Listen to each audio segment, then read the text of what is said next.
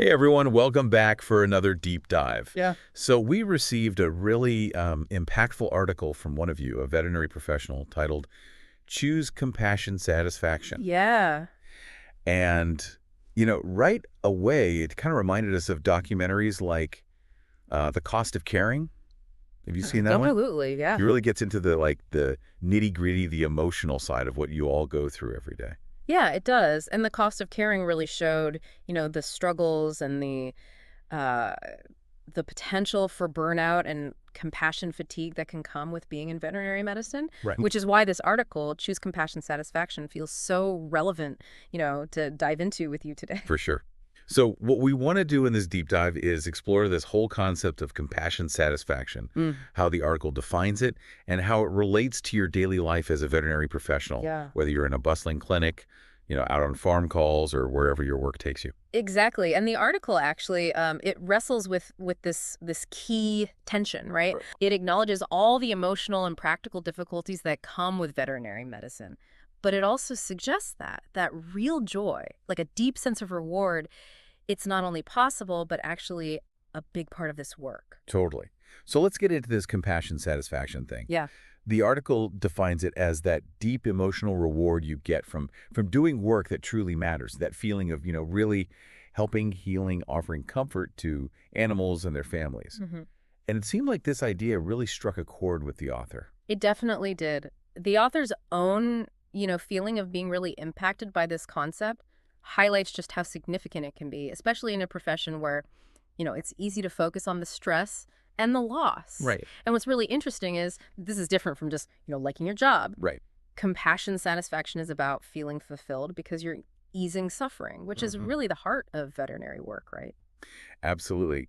Then the article brings up this really interesting analogy about our emotional state being like a frequency. Yeah. It doesn't say where it's from, but it talks about how, if you operate on a frequency of fear, guilt, or shame, Mm. it attracts more of that. Oh, interesting. But if you tune into like love, joy, abundance, you invite more positive experiences. I like that. And then it takes this analogy and applies it to veterinary medicine. Yeah. It asks, what's the overall frequency in the profession? Are we maybe unintentionally focusing on the negative stuff and making it worse? That's a really good question. Yeah. And the article is really good about validating your struggles. Right. It straight up says, and I'm quoting here, let me be clear, it is hard. No one questions that. So it's not saying to ignore the tough parts. No, not at all. It's more about like a shift in perspective. What if we put equal or even more attention on the good things, like successful recoveries, grateful clients, those moments where you've made a real difference? Right. And what about that initial spark, the reason, the why that got you into this field in the first place? Exactly. It's about finding balance, not pretending it's all rainbows. Right.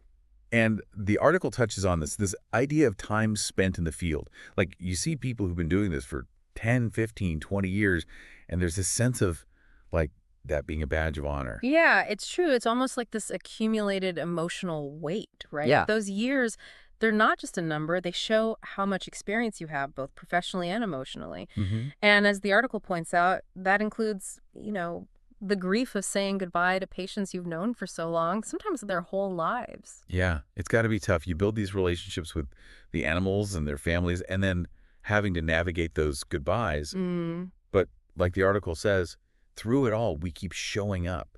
There's this incredible resilience. absolutely. And the article puts it beautifully. We have the biggest hearts in the world. That's why this work chooses us. Right. That compassion, that urge to help and heal, it's what drives so many of you. But then it says something so important, like reality check. Yeah. But we're not made of steel, and we shouldn't have to pretend to be. Yeah. It reminds us that it's okay to feel the weight of it all. You're human, Yeah. and you're doing a demanding job. Exactly. It makes you think about self-care, like what can you do to stay healthy and keep going in such an emotionally intense role? Yeah. And the article actually gives some practical strategies for cultivating that compassion satisfaction. Oh, that's good. These are like real actionable steps. Okay. The first one is weekly case reflection. Okay. So you take the time to write down, maybe even share, a case that really touched you, that reminds you why you do this. Mm. And I love the idea of this memory being like a North Star to guide you. That's beautiful. What I find insightful about this is it's not just remembering a good outcome. Right. It's about actively seeking out and focusing on those positive moments, making them real by writing them down and maybe sharing them. It reinforces the meaning in your work. Yeah, that makes sense. The second strategy is about dealing with negativity, Yeah, called okay. the pause and ask technique. Right. So when you find yourself in that negative spiral, you pause, you identify what's causing it, Yeah. you acknowledge the feeling, but then you try to shift your physical state. Like take a walk, call a supportive colleague, just breathe. I see. So it's about being self-aware and stopping those negative thoughts that can be so strong, especially in stressful environments. Right. It's realizing that even in small ways, you can change how you feel in the moment. Exactly. And the third step involves talking to your colleagues and asking, what's going well? Okay. And the article knows the answer might be negative at first, but it encourages you to keep talking, to find any positive news or wins, because sharing positive experiences, even small ones, can be really powerful. Absolutely. This emphasizes the importance of community and having positive interactions within the profession. It's about looking for and sharing the good news, even when it feels overshadowed by the hard stuff. It's a good reminder that you're not alone in experiencing both the highs and the lows. For sure. And then the article gives us really helpful advice. Even if 99 things went wrong this week, what's the one thing that went right? Focus on that. It's about choosing where you put your energy. Yeah. That's a huge takeaway about perspective. You're not ignoring the problems, but you're deciding what to focus on. Exactly. And as the article says, if you keep doing this, the negative stuff will start to fade. I love that. The article ends on this really hopeful note. Let's keep compassion, satisfaction at our core, because this work is never easy, but it is so worth it. Beautiful. A perfect summary of the message. Yeah.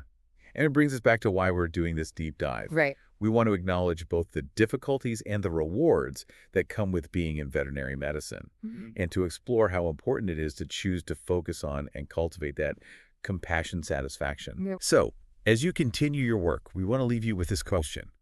How can the veterinary community as a whole create an environment that acknowledges the challenges, but also celebrates the rewards? Yeah. And even more importantly, how can you individually contribute to that shift for your own well-being and for your colleagues?